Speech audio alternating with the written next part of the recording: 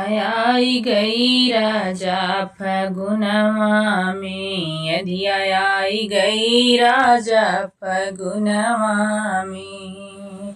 फगुनवा में हो फगुनवा में, अधिया आई गई राजा फगुनवा में। अधिया आई गई राजा फगुनवा में।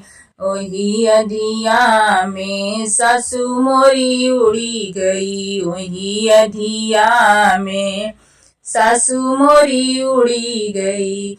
जिया छुटी गई ले राजा झगड़वा से, जिया छुटी गई ले राजा झगड़वा से।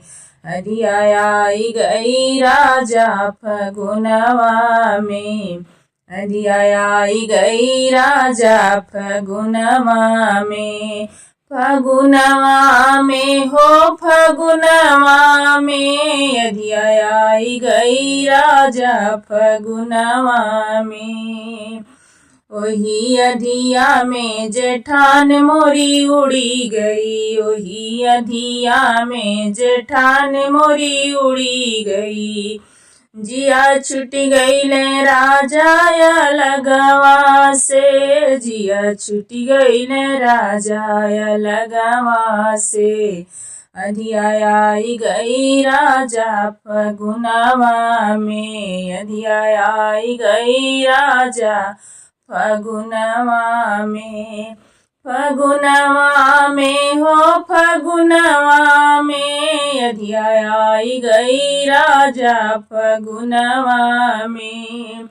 ओही अधिया में ननद मोरी उड़ी गई, ओही अधिया में ननद मोरी उड़ी गई। जिया छुटी गई ले राजा गवनवा से, जिया छुटी गई ले राजा गवनवा से। अधिया आई गई राजा फगुनवा में, अधिया आई गई राजा फगुनवा में।